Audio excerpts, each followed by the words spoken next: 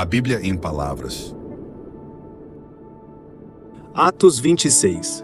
Paulo se defende diante de Agripa. Agripa disse a Paulo: "Você pode apresentar a sua defesa?"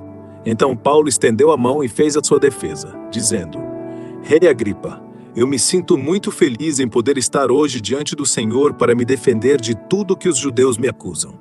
E especialmente feliz, porque o Senhor conhece muito bem todos os costumes e questões dos judeus. Portanto, peço que o Senhor me escute com paciência.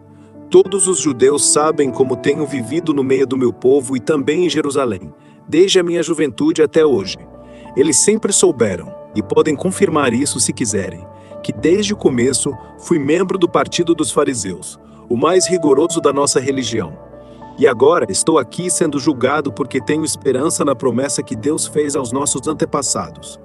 Todas as tribos do nosso povo, que adoram a Deus dia e noite, também esperam ver o cumprimento dessa promessa.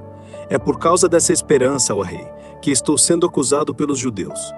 Por que é que vocês, judeus, acham impossível crer que Deus ressuscita os mortos? Eu mesmo pensava que devia fazer tudo o que pudesse contra a causa de Jesus, de Nazaré. E foi o que fiz em Jerusalém. Recebi a autorização dos chefes dos sacerdotes e prendi muitos seguidores de Jesus.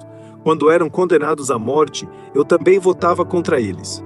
Durante muito tempo eu os castiguei em todas as sinagogas e os forcei a negar a sua fé. Tinha tanto ódio deles que até fui a outras cidades para persegui-los. Foi por isso que viajei para a cidade de Damasco, levando autorização e ordens dos chefes dos sacerdotes. Mas aconteceu, ó rei, que na estrada, ao meio-dia, veio do céu uma luz mais brilhante do que o sol, a qual brilhou em volta de mim e dos homens que estavam viajando comigo.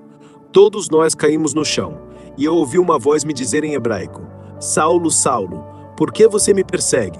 Não adianta você se revoltar contra mim." Então eu perguntei: "Quem é o Senhor?" E o Senhor respondeu: "Eu sou Jesus, aquele que você persegue. Mas levante-se e fique de pé.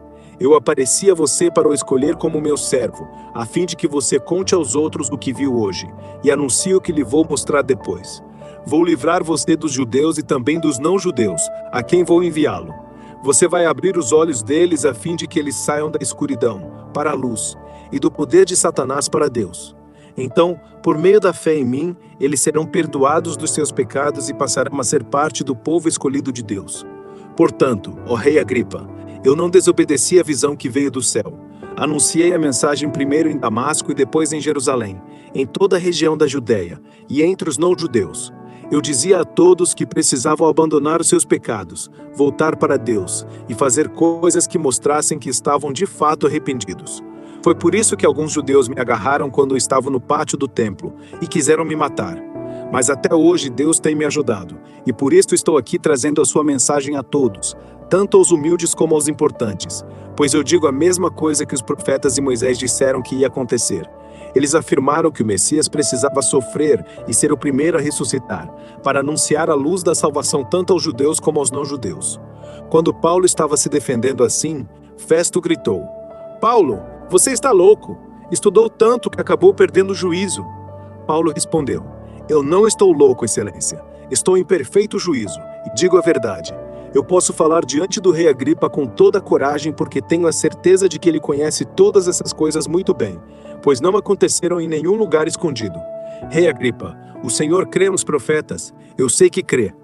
Agripa respondeu: "Você pensa que assim, em tão pouco tempo, vai me tornar cristão?" Paulo disse: "Pois eu pediria a Deus que em pouco ou muito tempo, não somente o Senhor, mas todos os que estão me ouvindo hoje chegassem a ser como eu, mas sem estas correntes." Aí o rei Agripa, o governador, Berenice e todos os que estavam com ele se levantaram e saíram, comentando: "Este homem não fez nada para merecer a morte, nem para estar preso." Então Agripa disse a Festo: "Ele já podia estar solto se não tivesse pedido para ser julgado pelo imperador." Atos 27. Ficou resolvido que devíamos embarcar para a Itália. Então entregaram Paulo e os outros presos a Júlio, um oficial romano que era do batalhão chamado Batalhão do Imperador. Nós embarcamos num navio da cidade de Adramítio, que estava pronto para navegar para os portos da província da Ásia, e assim começamos a viagem. Aristarco, o macedônio da cidade de Tessalônica, estava conosco. No dia seguinte, chegamos ao porto de Sidon. Júlio tratava Paulo com bondade e lhe deu licença para ir ver os seus amigos e receber deles o que precisava. Depois de sairmos de Sidon, navegamos ao norte da ilha de Chipre, a fim de evitar os ventos que estavam soprando contra nós. Atravessamos o mar em frente ao litoral da região da Cilícia e província da Panfilha, e chegamos a Mirra, uma cidade da província da Lícia. Ali, o oficial romano encontrou um navio da cidade de Alexandria, que ia para a Itália, e nos fez embarcar nele. Navegamos bem devagar vários dias, e com grande dificuldade chegamos em frente da cidade de Cnido. Como o vento não nos deixava continuar naquela direção, passamos pelo cabo Salmona da ilha de Creta e seguimos pelo lado sul daquela ilha, o qual é protegido dos ventos. Assim fomos navegando bem perto do litoral, e ainda com dificuldade chegamos a um lugar chamado Bons Portos, perto da cidade de Lazeia. Ficamos ali muito tempo e tornou-se perigoso continuar a viagem porque o inverno estava chegando. Então Paulo avisou: Homens, estou vendo que daqui para diante a nossa viagem será perigosa. Haverá grandes prejuízos não somente com o navio e com a sua carga, mas também haverá perda de vidas. Mas o oficial romano tinha mais confiança no capitão e no dono do navio do que em Paulo. O porto não era bom para passar o inverno, por isso a maioria achava que devíamos sair dali e tentar chegar a Fênix. Essa cidade é um porto de Creta que tem um lado para o sudoeste e o outro para o noroeste, e eles achavam que poderíamos passar o inverno ali. Começou a soprar do sul um vento fraco, e por isso eles pensaram que podiam fazer o que tinham planejado. Levantamos âncora e fomos navegando o mais perto possível do litoral de Creta. Mas de repente, um vento muito forte, chamado Nordeste, veio da ilha e arrastou o navio de tal maneira que não pudemos fazer com que ele seguisse na direção certa. Por isso desistimos e deixamos que o vento nos levasse. Para escaparmos do vento, passamos ao sul de uma pequena ilha chamada Cauda. Ali, com muita dificuldade, conseguimos recolher o bote do navio. Os marinheiros levantaram o bote para dentro do navio e amarraram o casco do navio com cordas grossas. Estavam com medo de que o navio fosse arrastado para os bancos de areia que ficam perto do litoral da Líbia. Então desceram as velas e deixaram que o navio fosse levado pelo vento. E a terrível tempestade continuou. No dia seguinte, começaram a jogar a carga no mar. E no outro dia, os marinheiros, com as próprias mãos, jogaram no mar uma parte do equipamento do navio. Durante muitos dias não pudemos ver o sol nem as estrelas, e o vento continuava soprando forte. Finalmente, perdemos toda a esperança de nos salvarmos. Fazia muito tempo que eles não comiam nada. Então Paulo ficou de pé no meio deles e disse: Homens, vocês deviam ter dado atenção ao que eu disse e ter ficado em Creta, e assim não teríamos tido toda esta perda e este prejuízo. Mas agora peço que tenham coragem. Ninguém vai morrer. Vamos perder somente o navio. Digo isso porque na noite passada, um anjo do Deus a quem pertenço e sirvo apareceu a mim e disse: Paulo, não tenha medo. Você precisa ir até a presença do imperador. E Deus, na sua bondade, já lhe deu a vida de todos os que estão viajando com você. Por isso, homens, tenham coragem. Eu confio em Deus e estou certo de que Ele vai fazer o que me disse. Porém, vamos ser arrastados para alguma ilha. 2 semanas depois, à noite, continuávamos sendo levados pela tempestade no mar Mediterrâneo. Mais ou menos à meia-noite, os marinheiros começaram a sentir que estávamos chegando perto de terra. Então jogaram no mar uma corda com um peso na ponta e viram que a água ali tinha 36 metros de fundura. Mais adiante, tornaram a medir e deu 27 metros. Eles ficaram com muito medo de que o navio fosse bater contra as rochas. Por isso jogaram 4 âncoras da parte de trás do navio e oraram para que amanhecesse logo. Aí os marinheiros tentaram escapar do navio. Baixaram um bote no mar, fingindo que iam jogar âncoras da parte da frente do navio.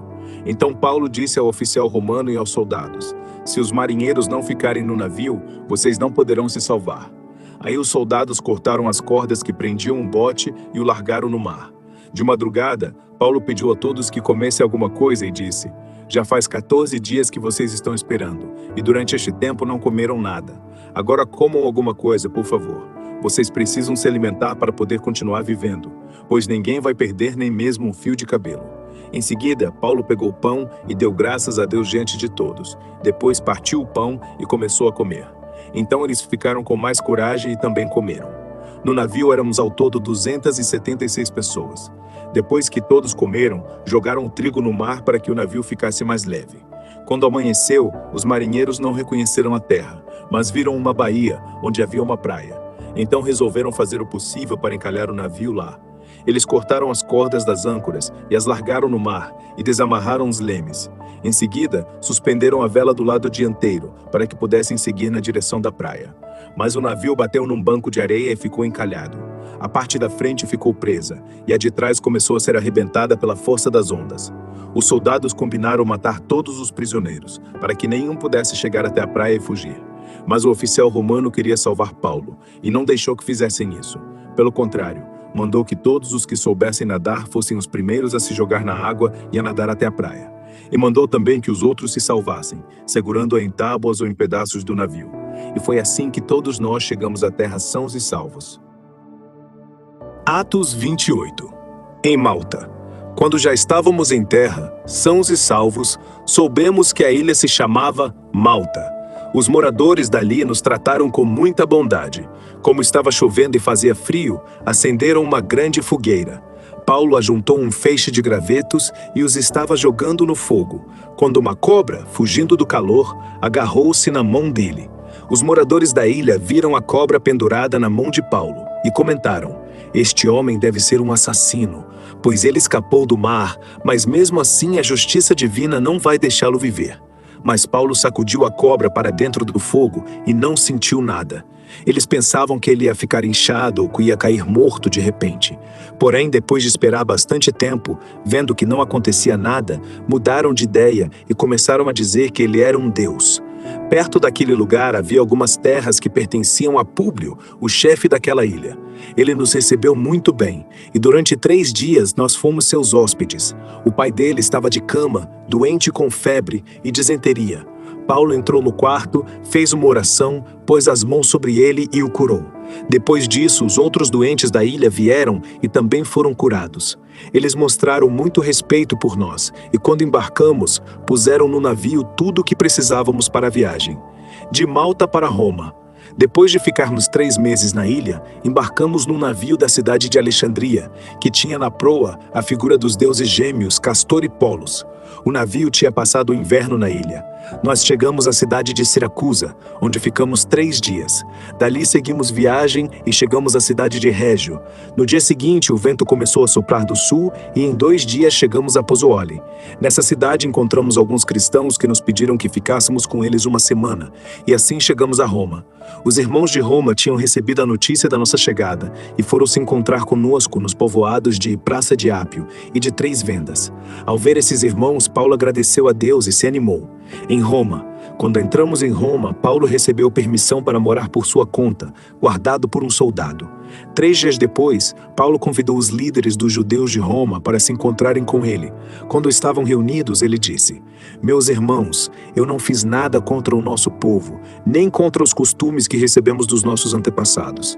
Mesmo assim, eu fui preso em Jerusalém e entregue aos romanos. Eles me interrogaram e queriam me soltar, pois não acharam nenhum motivo para me condenar à morte. Mas os judeus não queriam que me soltassem. Por isso fui obrigado a pedir para ser julgado pelo imperador, embora eu não tenha nenhuma acusação para fazer contra o meu próprio povo. Foi por esse motivo que pedi para ver vocês e conversarmos. Estou preso com estas correntes de ferro por causa daquele que o povo de Israel espera." Então eles disseram: "Nós não recebemos nenhuma carta da Judeia a seu respeito. Também nenhum dos nossos irmãos veio de lá com qualquer notícia ou para falar mal de você. Mas gostaríamos de ouvir você dizer o que pensa, pois sabemos que de fato, em todos os lugares falam contra essa seita a qual você pertence." Então marcaram um dia com Paulo. Nesse dia, muitos deles foram ao lugar onde Paulo estava. Desde a manhã até a noite, ele lhes anunciou e explicou a mensagem sobre o reino de Deus. E por meio da lei de Moisés e dos livros dos profetas, procurou convencê-los a respeito de Jesus. Alguns aceitaram suas palavras, mas outros não creram. Então todos foram embora, conversando entre si. Mas antes que saíssem, Paulo ainda disse mais uma coisa. O Espírito Santo tinha razão quando falou por meio do profeta Isaías aos antepassados de vocês. Pois ele disse a Isaías: "Vai e diga a esta gente: vocês ouvirão, mas não entenderão. Olharão, mas não enxergarão nada. Pois a mente deste povo está fechada. Eles taparam os ouvidos e fecharam os olhos. Se eles não tivessem feito isso, os seus olhos poderiam ver, e os seus ouvidos poderiam ouvir, a sua mente poderia entender, e eles voltariam para mim, e eu os curaria, disse Deus. E Paulo terminou dizendo: pois fiquem sabendo que Deus mandou a mensagem de salvação para os não-judeus, e eles escutarão. Depois que Paulo disse isso, os judeus foram embora, discutindo com violência. Durante 2 anos, Paulo morou ali numa casa alugada e recebia todos os que iam vê-lo. Ele anunciava o reino de Deus e ensinava a respeito do Senhor Jesus Cristo, falando com toda a coragem e liberdade.